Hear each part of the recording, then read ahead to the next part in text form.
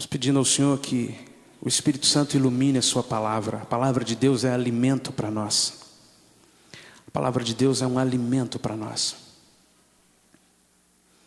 E eu e você precisamos nos alimentar nessa noite. Nós nos reunimos para o culto, ofertamos a Deus nosso louvor, nossa gratidão. E é salutar, é benéfico, é maravilhoso que possamos também receber alimento.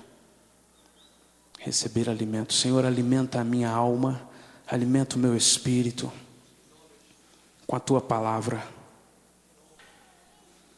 Alimenta-nos, Senhor. Em nome do Senhor Jesus. Espírito Santo, te pedimos que revele a nós com vida aquilo que o Senhor quer ministrar ao nosso coração. Em nome do Senhor Jesus. Amém. Vamos abrir nossa Bíblia. Segundo livro de Samuel, no capítulo 6. 2 Samuel 6, 13. Quando os que levavam a arca do Senhor tinham dado 6 passos, ele sacrificava bois e carneiros cevados. Vamos ler juntos? Quando os que levavam a arca do Senhor tinham dado 6 passos, ele sacrificava bois e carneiros cevados. Vamos ler mais uma vez? Todos juntos, mesmo que a sua tradução seja outra, a sua versão seja outra. Quando os que levavam a arca do Senhor tinham dado 6 passos, ele sacrificava bois e carneiros cevados. O verso 14 diz: Davi dançava com todas as suas forças diante do Senhor, e estava Davi cingido de uma estola sacerdotal de linho. Assim Davi e toda a casa de Israel subiam, trazendo a arca do Senhor com júbilo e ao som de trombetas. Louvado seja o Senhor pela palavra dele. Esta é uma palavra que tem mexido com o meu coração em todos os lugares. O tema dessa noite na conferência é o louvor no culto congregacional. A importância, o que é o louvor no culto da igreja, no culto que realizamos junto com os nossos irmãos. Ao culto pessoal, ao culto individual que você pode fazer no seu quarto, que você faz enquanto caminha, enquanto anda, enquanto toma seu banho. Você vai cultuando o Senhor de uma forma mais específica. Você para de madrugada, você para um momento, você dobra os seus joelhos em casa, você canta o Senhor em casa, você adora o Senhor em casa, você tem o seu tempo particular, pessoal com Deus. Esse é o culto individual, é o culto pessoal. E o culto congregacional é o culto que nós decidimos fazer junto com os nossos irmãos. Nos reunimos num dia, num local específico, num horário específico, para cultuar ao Senhor, para realizar um culto. Infelizmente, muitas vezes esta reunião tem sido deturpada ou corrompida com tantas outras coisas. Hoje a moda de trazer a estrela tal, a moda de trazer o fulano de tal, quem está fazendo sucesso, e é uma coisa assim terrível, que vai minando o tempo precioso, curtíssimo, raro, que nós temos de comunhão juntos, para transformar a reunião num acontecimento, numa programação, qualquer coisa, um show. Mas o culto congregacional, o momento em que nós nos reunimos para louvar ao Senhor, para cultuar ao Senhor, para ter comunhão uns com os outros e com o Senhor, esse é um tempo precioso e o Senhor o preserva até hoje. E eu quero falar exatamente desse tempo e a importância do louvor, onde entra o louvor nesse culto congregacional. Talvez seja uma expressão um pouco imprópria, não é? Onde entra o louvor no culto congregacional, pois o louvor, ele é o culto. O culto sem louvor não é culto, o louvor é o culto. O culto é louvar ao Senhor. Embora tenhamos outras formas de cultuar ao Senhor, sem que seja pelo louvor na música, no canto, nos instrumentos. Mas qual que é a importância desse louvor do canto, de cantar ao Senhor no culto congregacional? Quero começar dizendo que Existem 5 propósitos, 5 missões, ou 5 objetivos da missão da igreja. E eu retirei esses 5 itens de um livro chamado A Igreja com Propósito. E nós podemos entender quem estabeleceu, quem redigiu esses 5 propósitos, esses 5 alvos, objetivos da igreja com um propósito, a igreja forte, a igreja que cresce. Isso vem lá da igreja primitiva e vem um pouco depois dos pais da igreja, homens de Deus usados por Deus, que foram sendo ministrados pelo Espírito Santo e ensinando a toda a igreja uma série de princípios, de objetivos de Deus para nós como igreja. Primeira missão, ou primeiro objetivo, primeira parte, primeira etapa dessa missão da igreja, primeiro é liturgia. Essa é uma palavra também um pouco já fora de moda, porque nós quando vemos alguma coisa relacionada à liturgia, nos lembramos daquela igreja que o Marquinhos estava falando aqui, muito litúrgica. A igreja católica se incumbiu de gerar aquela frieza ritualística, né? E hoje nós temos ainda uma herança disso em muitas igrejas, a liturgia, mas a essência da palavra liturgia ou liturgia é a adoração. É o culto, é a adoração. Segundo, querigma ou querigma, como dizem alguns, que é o evangelismo. Então a igreja começa com a adoração. Em segundo lugar, o evangelismo. Terceiro, didaquê, que é o discipulado, o ensino, o estudo da palavra. Então a igreja começa com a adoração, passa para o evangelismo, o querigma, entra no didaquê, o discipulado, ensinar a palavra, estudar a palavra, buscar a palavra. Quarto é a koinonia, comunhão.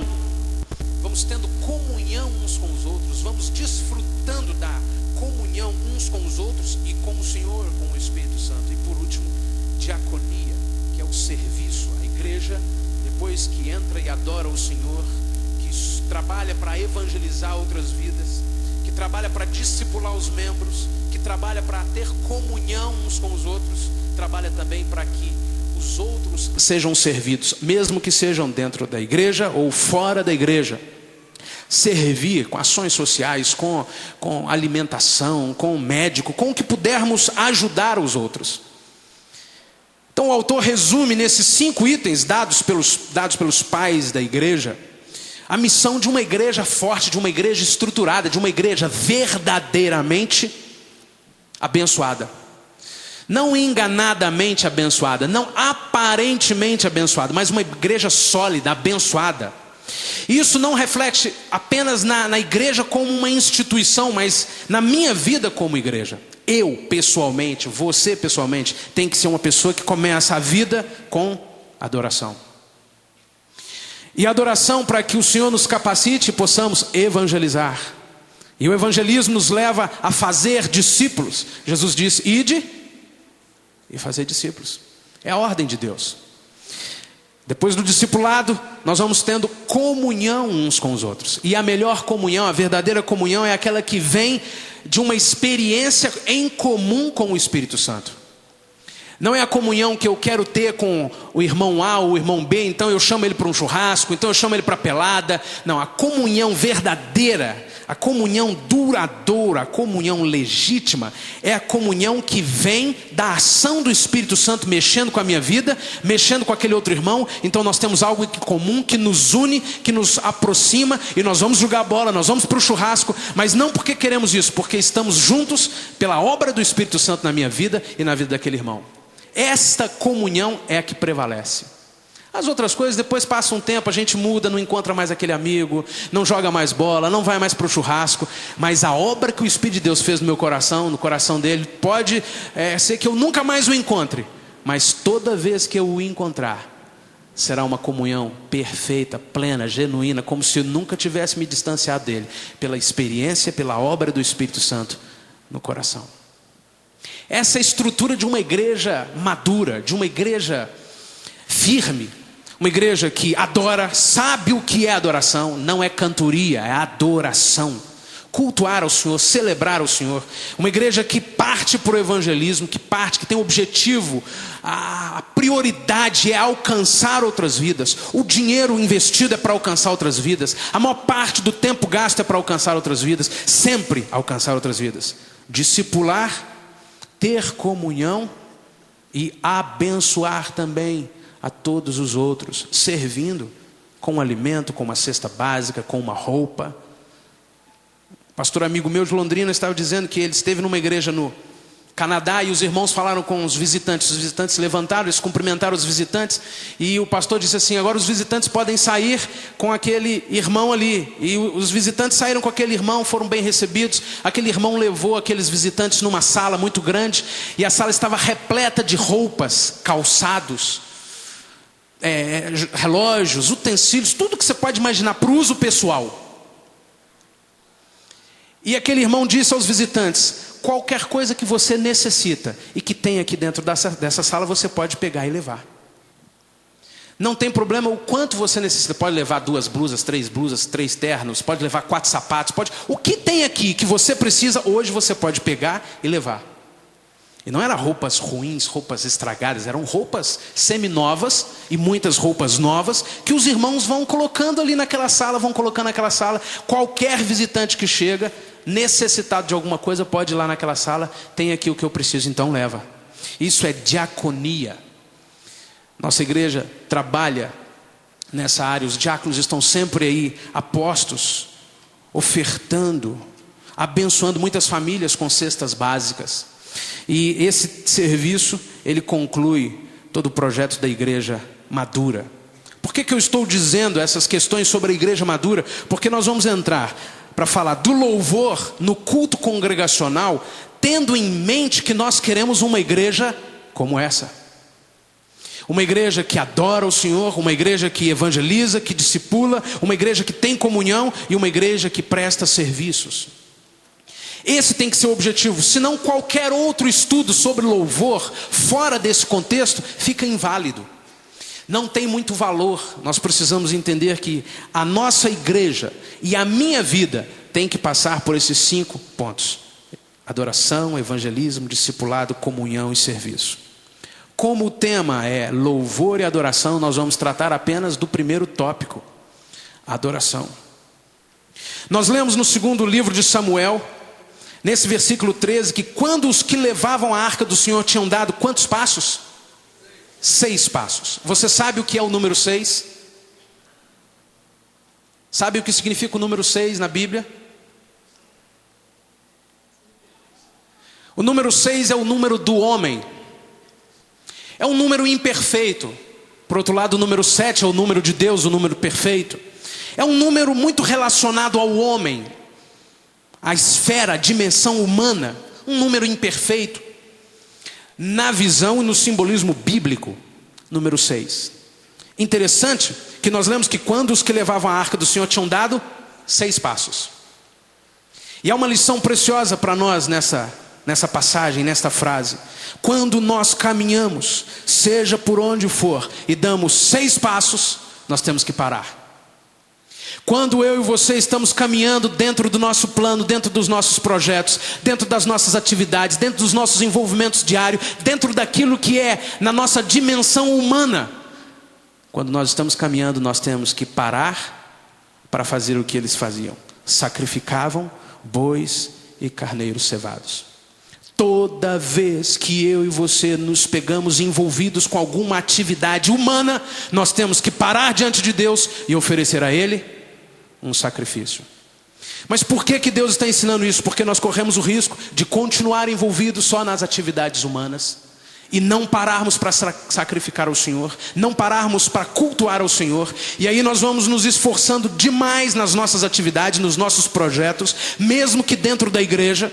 E o Senhor está dizendo: toda vez que você der 6 passos, toda vez que você se envolver com a sua atividade, pare também para sacrificar ao Senhor. Pare para cultuar ao Senhor. Na visão pessoal, você pode aplicar isso no dia, por exemplo. 6 horas separam a primeira hora do dia da última. de trabalho. Nós temos 8 horas de trabalho. A primeira hora e a última, nós podemos entender que são tempo para o culto ao Senhor. A palavra do Senhor nos ensina, lá no Velho Testamento, através de Moisés, que o Senhor, Ele requereu do povo um culto chamado sacrifício contínuo. Esse sacrifício contínuo, ele era oferecido a Deus todos os dias. 2, um de manhã e um à tarde. Um no início do dia, outro no final do dia. O Senhor está dizendo, quando você começar o teu dia, começa cultuando ao Senhor. Passa 6 horas trabalhando, e quando você for terminar o seu dia, você termina o seu dia cultuando ao Senhor. Isso numa dimensão pessoal, numa visão pessoal, que também pode se estender para a semana. Pode ocupar-se durante os 6 dias com você, mas no 7º dia, cultue ao Senhor. Gaste um tempo, dedique um tempo ao Senhor e pare com tudo para cultuar ao Senhor. E Deus foi ensinando essa lição preciosa através desse episódio de Davi levando a arca para Jerusalém. Davi já tinha tido uma experiência um pouco mais aqui atrás, acima nesse texto. Davi decidiu buscar a arca, reuniu lá os escolhidos de Israel, 30.000 escolhidos, levantou, partiu com o povo para Baalim, e a fim de levar com ele a arca de Deus. A arca de Deus, você sabe, é a presença de Deus. A arca era o que simbolizava a presença. Mais do que isso, a arca era a própria habitação de Deus. E Davi desejou descobrir onde a arca estava. Alguém disse a ele, essa arca está lá na casa do Aminadab, vamos lá buscar essa arca. Foram buscar a arca de Deus, e Davi falou assim, vamos fazer o melhor, construir um carro novo, leva lá muita gente, levou muita gente, chegou lá, colocar a arca em cima do carro, o melhor carro que podia, e colocar a arca lá e caminharam rumo a Jerusalém. De repente a arca, o carro passa numa pedra, a arca escorrega, vai caindo no chão, e um homem muito zeloso, muito esforçado, muito dedicado, correu lá, pôs a mão na arca para segurar a arca, e Uzá, esse homem, morreu. Davi se entristeceu profundamente, porque a intenção dele era boa. Mas meu Deus, eu estou com boa intenção, estamos aqui nos esforçando para fazer uma boa obra para o Senhor, e acontece isso. Meu Deus, como é que pode ser? Isso não é teu, isso não é teu propósito. O diabo entrou nesse negócio aqui. Não era o diabo coisa nenhuma. Era uma atitude incorreta, num lugar incorreto, num momento incorreto, de um pensamento incorreto, por mais que com boa vontade. E o Senhor deixou Davi se entristecer. Davi se entristeceu, colocaram a arca lá na casa de um homem chamado Obed-edom. Essa arca ficou lá 3 meses, e Davi, triste, voltou para Jerusalém. Falou assim, não tem como ter a arca do meu Deus aqui, estou triste. Davi entristecido, até o momento que o Espírito de novo impulsionou Davi a buscar a arca. Vamos buscar a arca, agora vamos fazer da forma certa. Chamem os levitas. Chamem os levitas. Os levitas é quem conduzem a arca de Deus. Se a arca de Deus é a presença de Deus, os levitas é quem conduzem o quê? A presença de Deus. Em nenhum outro lugar na Bíblia, meu irmão, isso foi mudado. Em nenhum outro lugar, nem Paulo ensinou outra coisa diferente disso aqui. Deus em momento algum disse, aquilo está abolido. Se está aqui, é eterno. Os levitas conduzem a presença de Deus no meio do povo. Quero trazer a arca para minha casa. Quem que traz? Os levitas. Quero trazer a presença de Deus nesse lugar, no meio da reunião do povo. Quem que faz? Os levitas. Nós só precisamos entender quem são os levitas. Nós temos, por muito tempo, nós temos entendido que levitas são os músicos que tocam aqui. O coral são os levitas. Mas a palavra de Deus nos ensina em Números 4 que o levita é todo aquele que é apto a servir. Aquele que tem um coração pronto para servir a Deus. Aquele que tem um coração desejoso, inclinado a servir o Senhor, custe o que custar em todo o tempo. Esse é um levita. Agora, qual que é a ocupação principal do levita? Adorar a quem? Trazer o quê? Significa que se eu quero adorar ao Senhor, eu tenho que ser uma pessoa que serve, pronto a servir o tempo inteiro. E se eu quero que a arca de Deus, a arca da aliança, a presença de Deus esteja no meio do culto, no meio da reunião, na minha casa, na minha igreja, no meu trabalho, por onde eu vivo, por onde eu passo, eu tenho que ser um levita. E para eu ser um levita, eu tenho que aprender a servir ao Senhor em todo o tempo. Coração para servir ao Senhor. Esse é o levita. Serve, obviamente, com os talentos que Deus dá.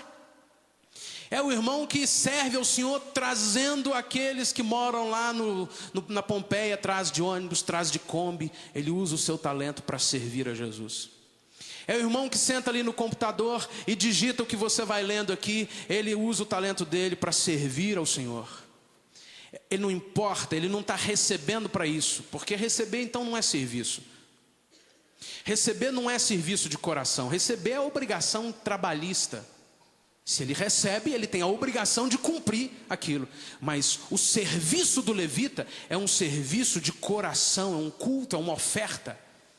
E ele vem, não quer saber quem pagou, quem não pagou a passagem dele, não quer saber se alguém o sustenta, se ele tem o alimento, ele vem e serve ao Senhor de coração. E aquilo é feito ao Senhor como um culto, uma oferta ao Senhor. E esse é o serviço ao Senhor. Ele é um levita. E isso faz com que a presença de Deus venha sobre ele. E se nós nos reunimos e somos assim, isso faz com que a presença de Deus venha sobre a igreja. O levita era quem fazia isso. Davi começou a agir certo. Davi era o líder. E nós, como líderes da nossa vida, como líderes da nossa casa, como líderes no trabalho, como líderes em qualquer lugar, precisamos entender que se nós queremos a presença de Deus em um determinado lugar, se nós achamos que isso é importante e queremos, nós precisamos ser levitas.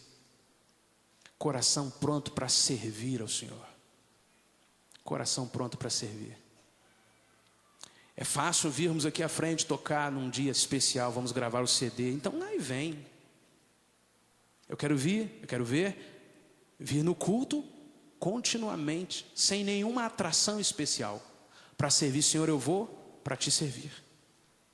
Aonde for, custe o que custar, para te servir.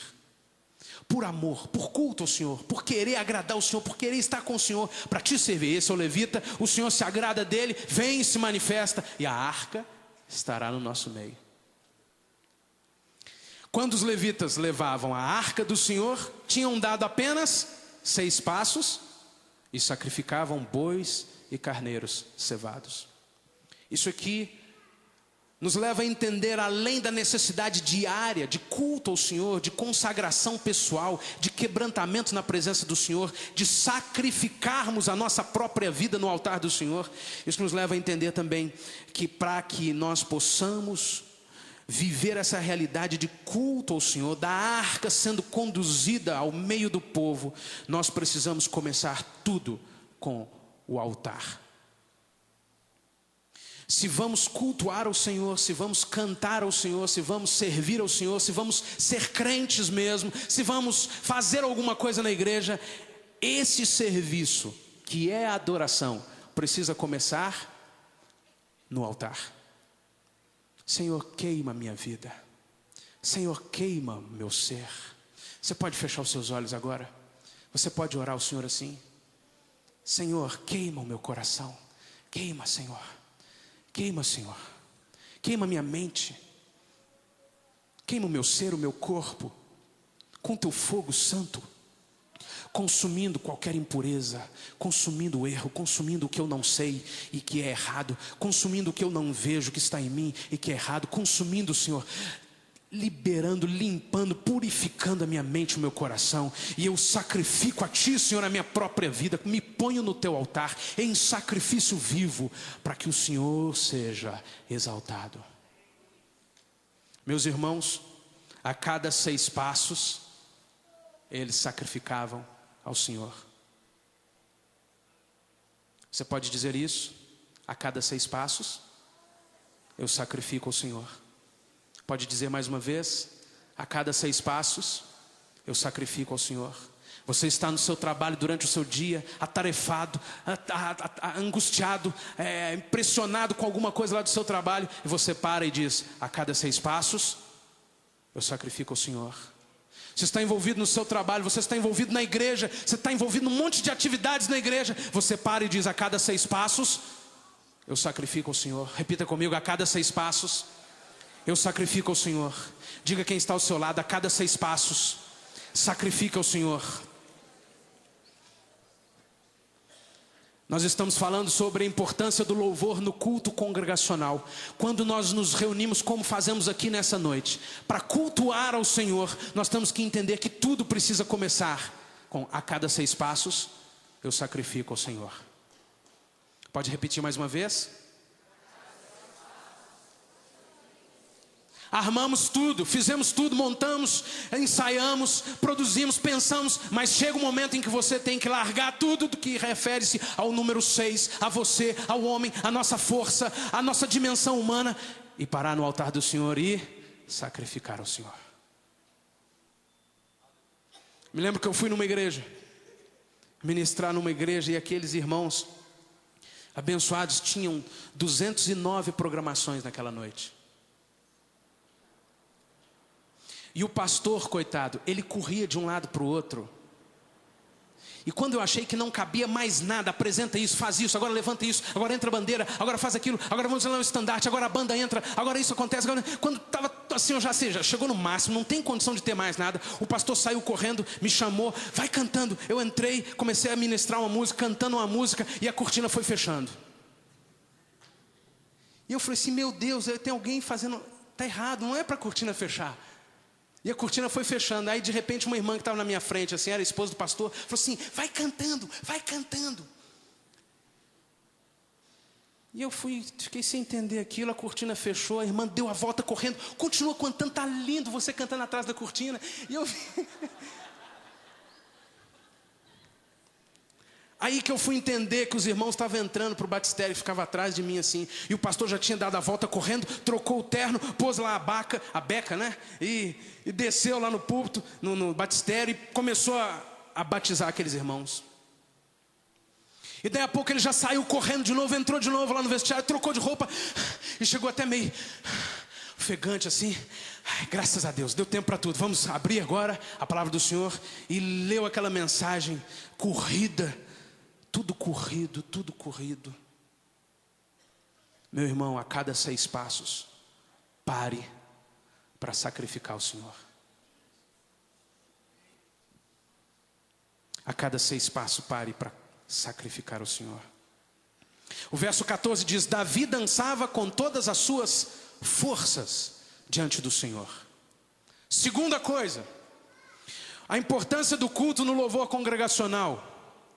Nós entramos louvando, adorando ao Senhor com a nossa própria vida no altar. E agora, em segundo lugar, nós dançamos na presença do Senhor com todas as nossas forças.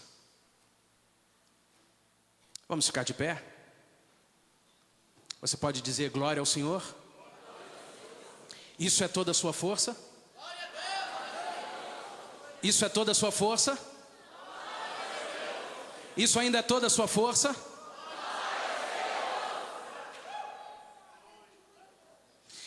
Começa a melhorar? Muda alguma coisa quando nós aplicamos toda a nossa força?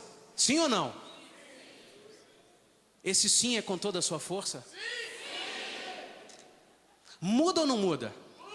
Você quer ver uma prova real em você mesmo? Não deu uma despertada no seu corpo? Deu ou não deu? Esse sim é com toda a força?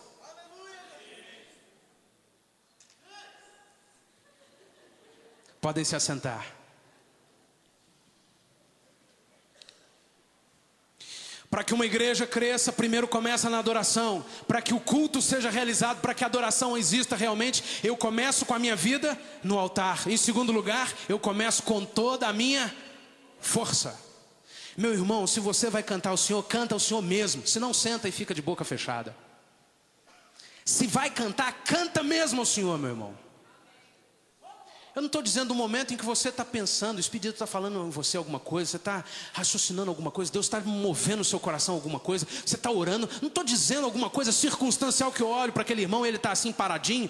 Não, eu estou dizendo de alguma coisa que é a realidade constante da vida. O irmão só chega. Vai cantar pela segunda vez, já cantou essa.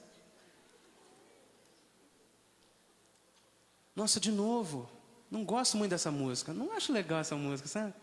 Você gosta dessa música? Não gosta dessa música. E fica o culto assim, em função de nós mesmos. O Senhor está dizendo que é com toda a nossa força diante do Senhor. O melhor para o Senhor. Vamos aplaudir o Senhor, o melhor aplauso. Pode aplaudir.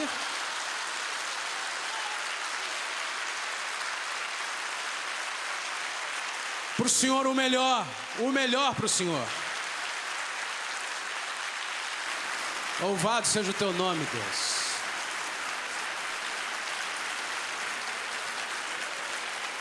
Aleluia, Jesus.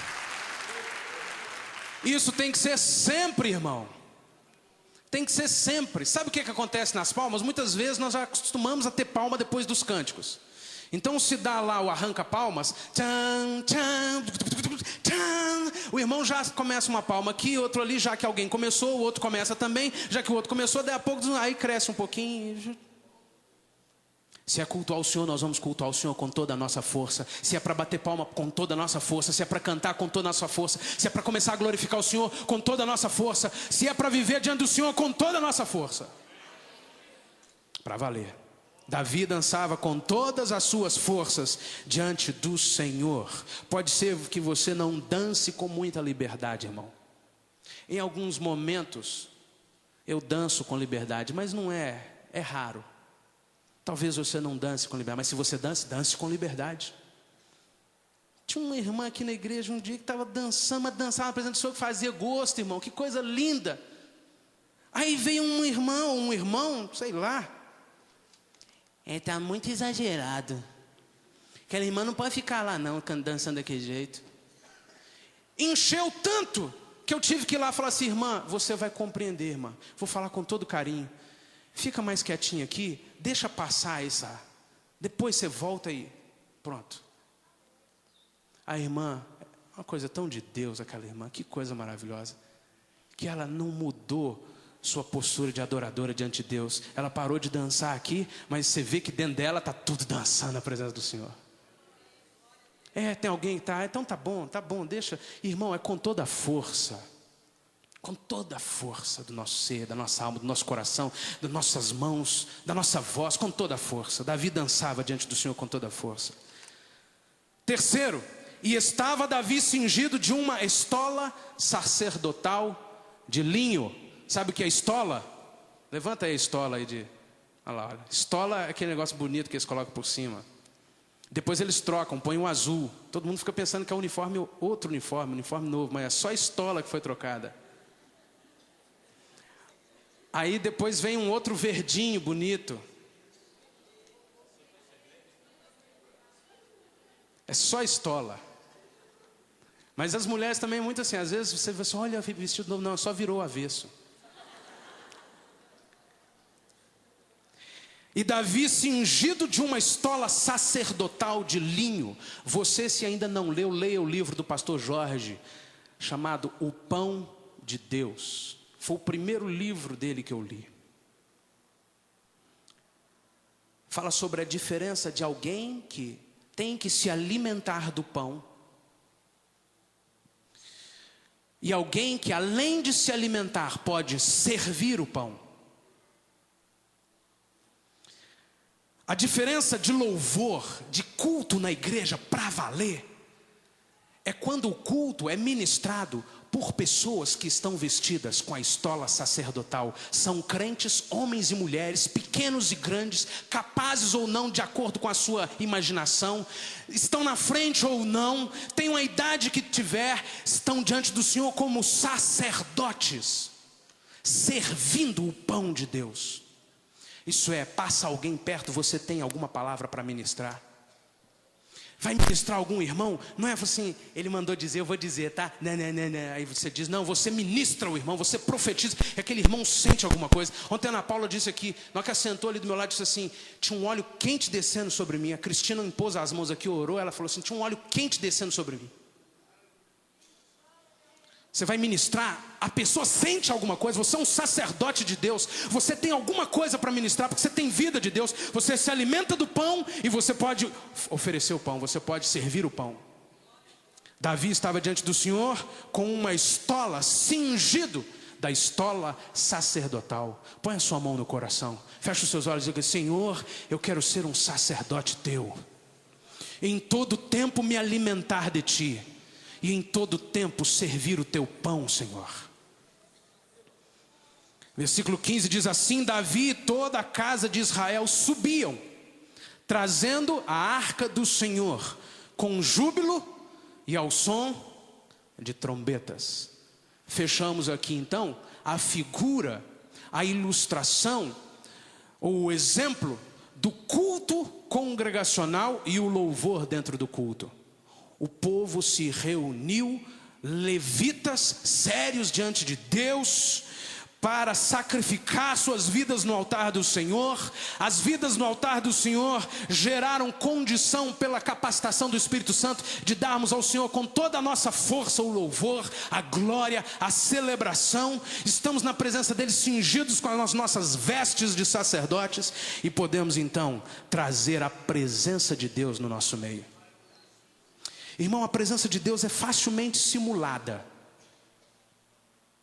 É facilmente simulada.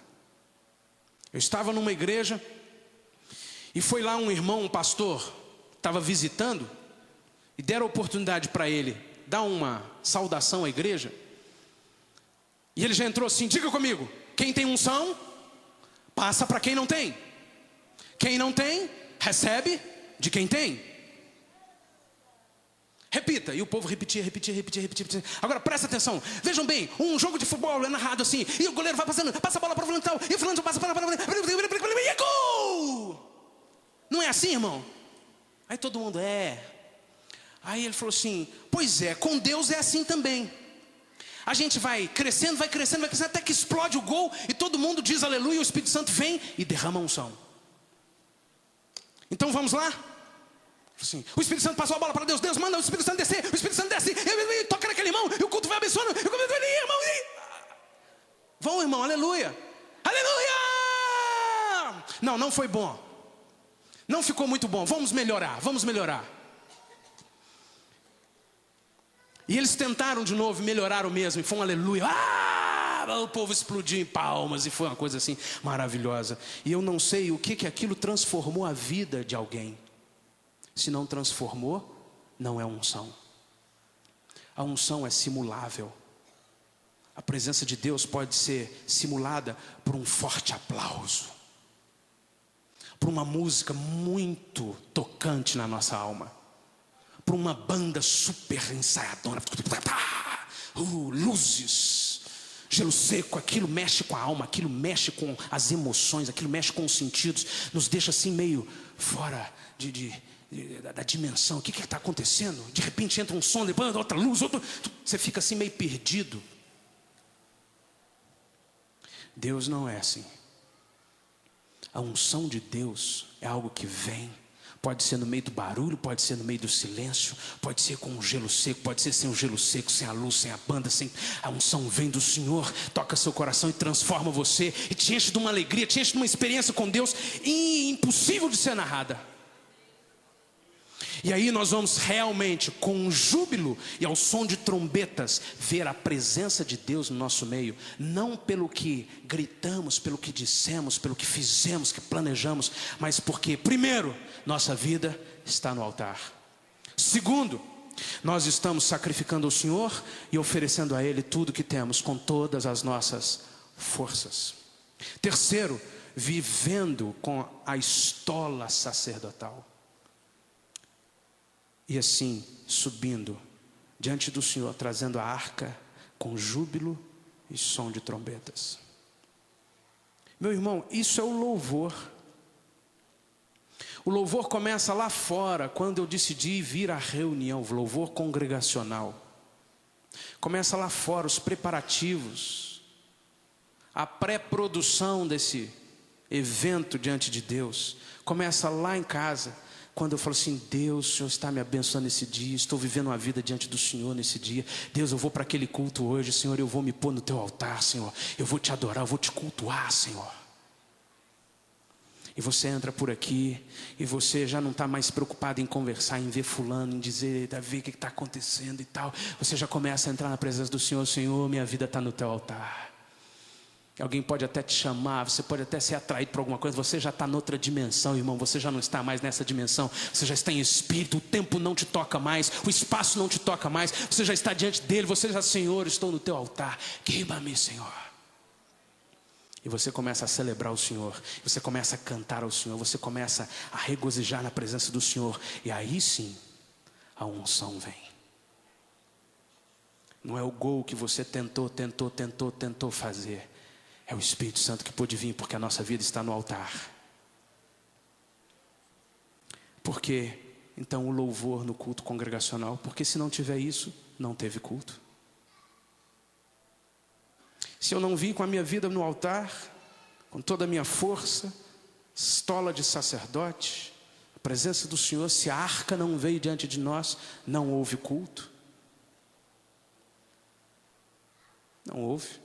Vamos homenagear nessa noite, a reunião é para homenagear o pastor Daniel. O pastor Daniel não veio, não chegou, começa, não começa, não, vamos esperar, ele não está aqui ainda, mas são 9h15 já, o pastor Daniel não chegou, como é que vai ser? Vamos embora, né? Ele não veio.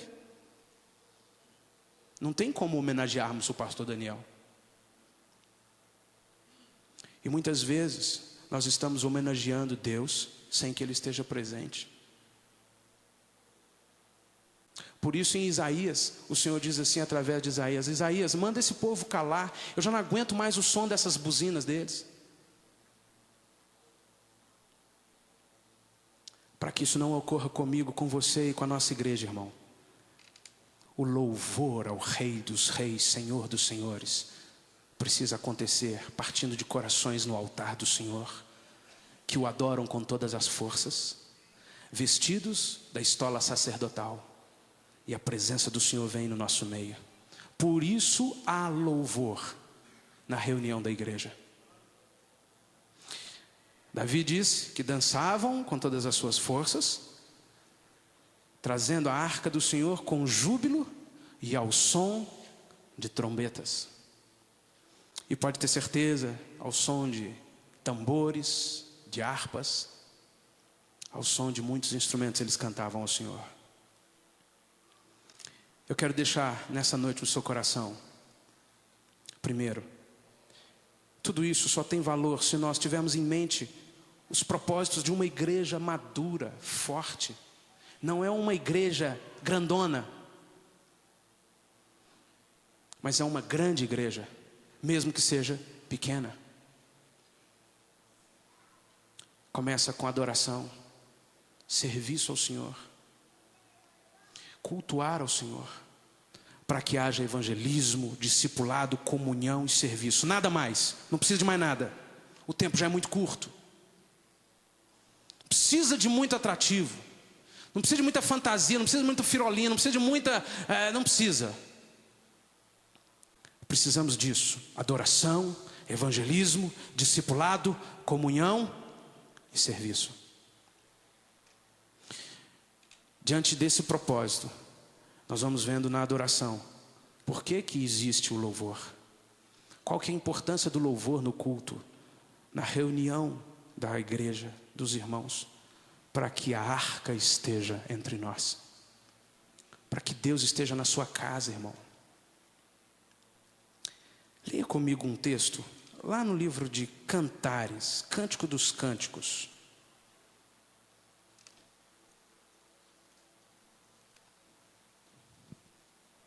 Vai passar Provérbios, Eclesiastes, depois Cântico dos Cânticos, Cantares, antes de Isaías.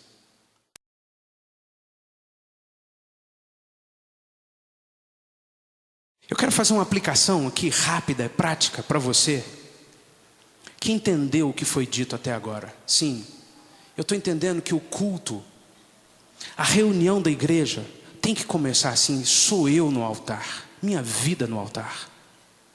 Eu vou começar a cantar o Senhor nesse lugar aqui de outra forma. Eu não vou permitir, eu não vou aceitar que eu cante de boca murcha aqui mais. Eu não vou aceitar que eu bata palma com mão mole mais. Senhor, eu quero com toda a minha força. Eu não vou aceitar, Senhor, que eu cante ao mesmo tempo minha mente esteja pensando em 1001 outras coisas. Senhor, eu quero com todas as minhas forças cultuar o Senhor. E eu não quero andar mais, Senhor, como um ser comum. Eu quero andar vestido da estola sacerdotal. Eu sou teu filho, teu servo. Não aceito mais nada menor do que isso. Quero ser um sacerdote teu, Senhor. E aí o Senhor vai recebendo esse culto. Você entendeu isso, mas como é? O que é que me leva a viver essa vida? Eu sei que o louvor é importante, estou entendendo que o louvor é importante na igreja, no culto. Estou entendendo a importância de vivermos isso dia após dia, todo culto, toda reunião, termos isso aqui. Vida no altar, toda força, estolas de sacerdotes. Mas como que eu entro nisso? Esse livro de Cantares, coisa maravilhosa, irmão. Eu comecei a estudar esse livro, é impressionante como que o Espírito de Deus foi mostrando coisas assim tão óbvias, tão claras, e que nós nunca enxergamos. O que nos leva então a essa vida de louvor? Cantares 1:4. Leva-me tu, corremos após ti. O rei me introduziu nas suas recâmaras. Em ti nos regozijaremos e nos alegraremos. Do teu amor nos lembraremos mais do que do vinho. Sabe o que o Senhor está dizendo? É o noivo dizendo para a noiva, e a noiva dizendo para o noivo. E aqui a noiva disse para o noivo: ó rei, você me introduziu nas tuas recâmaras. Sabe o que é isso, meu irmão?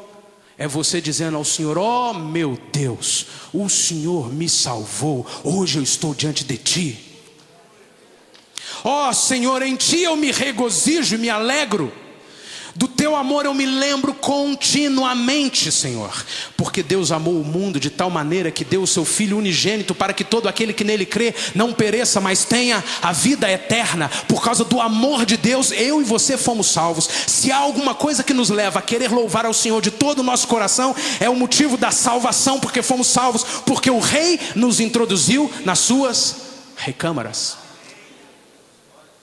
Você não precisa de maior motivo, meu irmão. Eu não preciso de maior motivo para falar: Senhor, já sei como eu vou entrar agora, Senhor, nessa vida intensa de louvor ao Senhor. Segundo, no versículo 13: o meu amado é para mim um ramalhete de mirra. Morará entre os meus seios. Quando eu era criança, eu ficava vendo aquelas senhoras colocar dinheiro aqui no sutiã, já viu?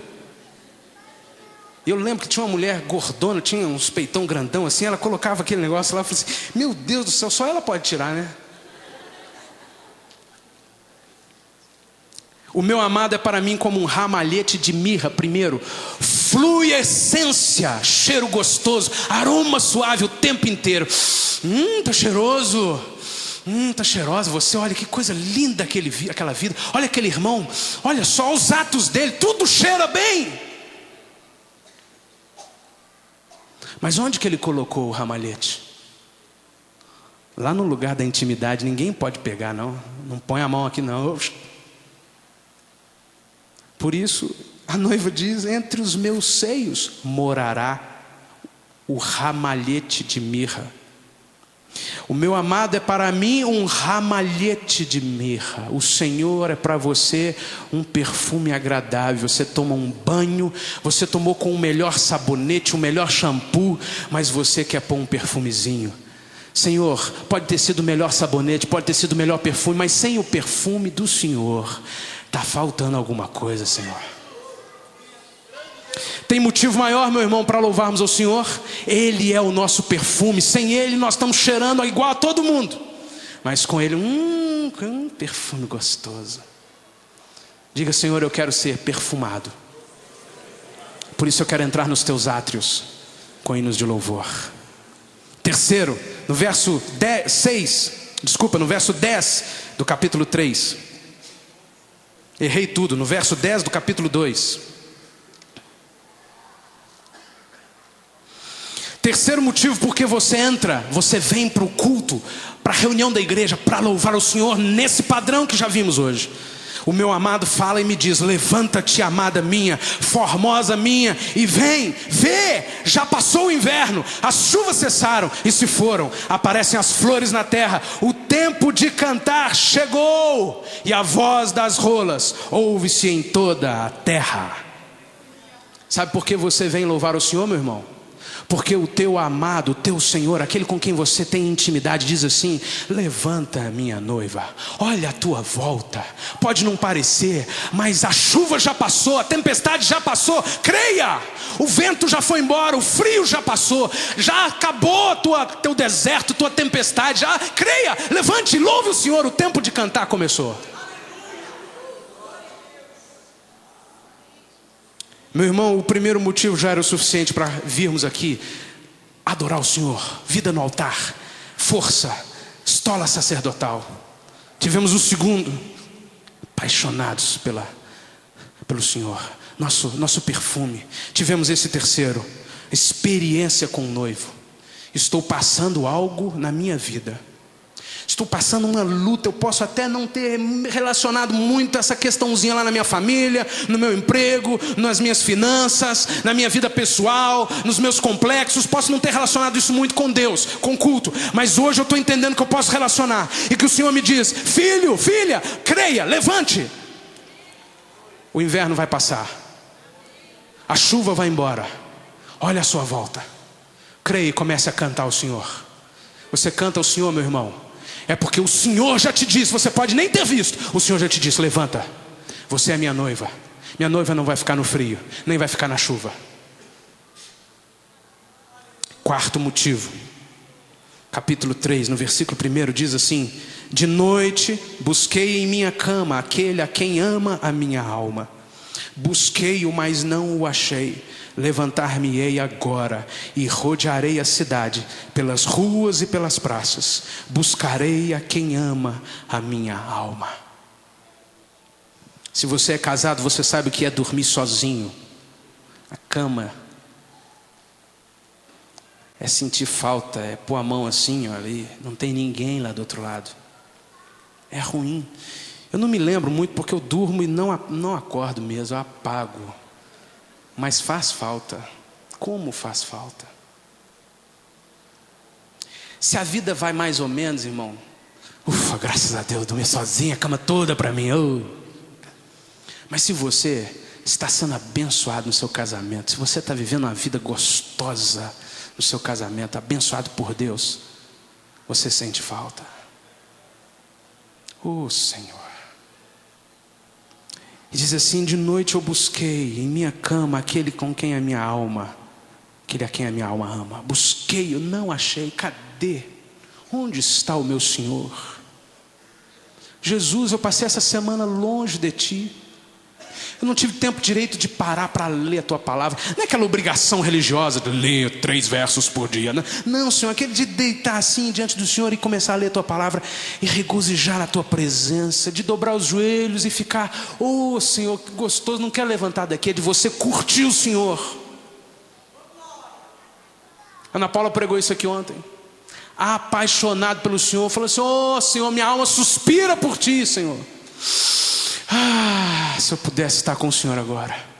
É isso aqui que ele está dizendo: eu busquei na minha cama aquele a quem a minha alma ama. Busquei-o, a noiva dizendo: busquei o Senhor, mas não achei. Levantar-me-ei, eu me levantarei para tudo, para o tanto de atividade, para tudo, e eu vou sair pelas ruas, vou sair pelas praças, eu vou sair, vou buscar o Senhor. Eu preciso, há uma necessidade na minha alma. Isso me faz ir para diante dele e louvá-lo e buscá-lo e querer que a minha vida esteja no altar, para que a arca venha, que a presença dele venha e eu seja abençoado e a igreja seja abençoada.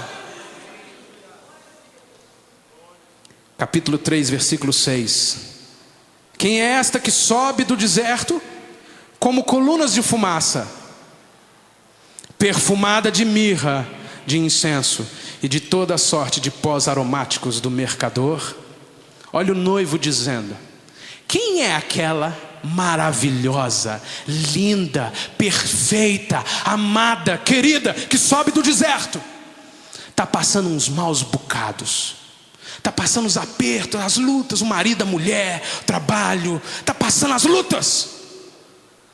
Sobe do deserto, mas sobe perfumada. Quem é essa que consegue atravessar o deserto perfumadinha?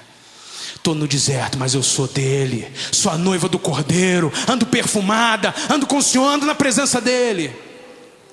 O Senhor Jesus disse: quem é essa? Ele está dizendo, meu irmão, para você olhar para si mesmo e dizer: eu posso estar passando pelo deserto, mas eu sou a noiva perfumada de Jesus. Pode meu patrão estar me esculhambando, pode eu estar sendo assim, pisado, humilhado, posso estar passando dificuldade aqui e ali, pode ser o que for, eu sou de Jesus. Tenho o perfume de Jesus em mim, sou perfumada, sou a noiva do Cordeiro. Motivo maravilhoso, meu irmão, para você vir aqui todo dia, todo culto. Não é só quando tem uma programação diferente, não, irmão. Todo tempo, todo tempo. Estava aqui domingo de manhã, fui tão abençoado com a palavra do pastor. E eu pensei assim: de noite não vai comportar aqui, porque eu estava desejoso de vir à noite e ouvir outra mensagem daquela. Eu falei assim: se todos estiverem como eu estou, não vai caber aqui. Quantos estiveram aqui hoje de manhã? 20% levantaram a mão.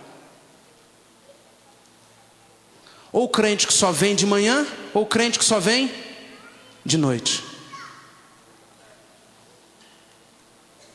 Ou crente que vem domingo, não vem durante a semana, ou só vem no culto da terça, porque o pastor Silas Malafaia está aqui. E hoje ele não veio. Você acha que não acontece isso? O Senhor está dizendo assim: eu não quero que você tenha outros motivos para vir me cultuar, senão de que você seja minha. Você é minha noiva, eu sou de Jesus, eu sou de Jesus, eu sou de Jesus. Eu vou ao Senhor, eu vou me reunir com os meus irmãos no culto lá, congregacional. Vou louvar ao Senhor, quero que a presença dEle venha sobre nós, porque eu o amo, eu tenho fé, eu creio que posso estar passando o deserto que for, eu creio que eu sou de Jesus, sou perfumada. Veja comigo mais 2 versos.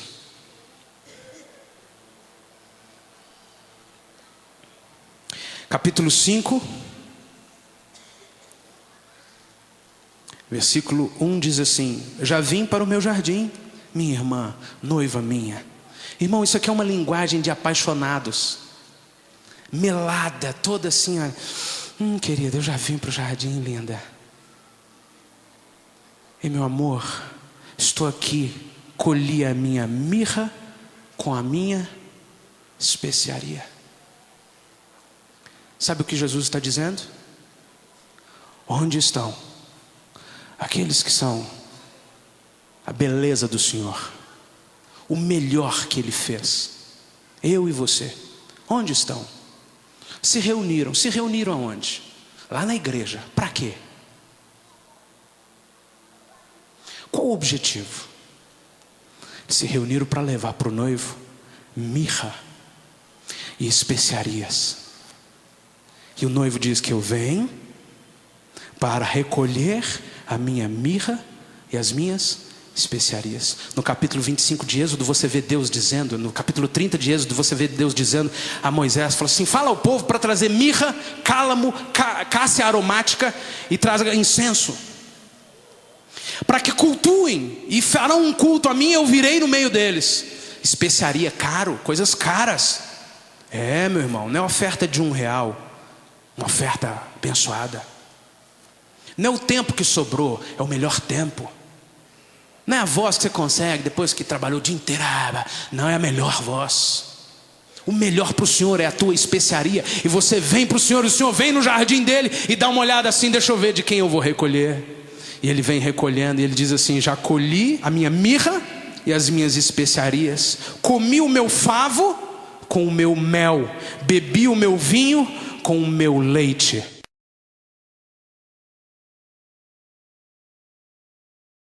Meu irmão, eu convido você a derramar o coração na presença do Senhor nesse momento. Eu resgatei esta gravação de 1998 e fiquei tremendamente abençoado ao ouvir. Algo dado por Deus há alguns anos atrás, mas tão intenso, tão vivo, tão real, tão atual. Mesmo com alguns defeitos, e algumas dificuldades das limitações de gravação na época, eu resolvi publicar este material, porque eu sei que assim como o Senhor falou ao meu coração, falou ao coração da igreja naqueles dias e ministrou ao meu coração novamente hoje ao ouvir esta gravação, assim Deus fará com você também. Eu creio que a ministração dessa palavra trará crescimento para a sua vida. Eu quero orar com você e abençoar a sua vida. Pai, nós estamos juntos, declarando em Teu nome a ação da Tua palavra sobre a nossa vida. Nós queremos ser esta noiva perfumada que se apresenta no jardim para o encontro com o noivo. Espírito Santo, o Senhor é poderoso para suprir todas as necessidades. O Senhor é poderoso para cobrir todas as falhas, os defeitos e as minhas limitações ao ministrar esta palavra. O Senhor é poderoso para cobrir tudo isso e trazer uma unção poderosa sobre todos aqueles que estão ouvindo nesse momento, fazendo-nos mais maduros, fazendo-nos crescer na Tua presença, mais fortalecidos, mais esclarecidos como Teus servos, para o louvor da Tua glória, para a edificação da igreja, em nome de Jesus. Toca a vida desse irmão, dessa irmã que está ouvindo nesse momento. E em nome do Senhor nós repreendemos toda seta maligna, todo bloqueio maligno que nos impede de caminhar crescendo na Tua presença e frutificando em abundância para a Tua glória. E em nome do Senhor nós profetizamos um crescimento, uma vida cada dia mais no Teu altar. Nós profetizamos a nossa caminhada melhorada na Tua presença, em nome de Jesus. Ministérios das igrejas locais, vidas, ó Pai, adoradores, levitas, tocadores do Senhor, cantores do Senhor, se consagrando mais, buscando-Te mais, para a glória do Teu nome. Assim cremos, Senhor, assim oramos, Te pedindo e Te agradecemos, no nome precioso de Jesus. Amém.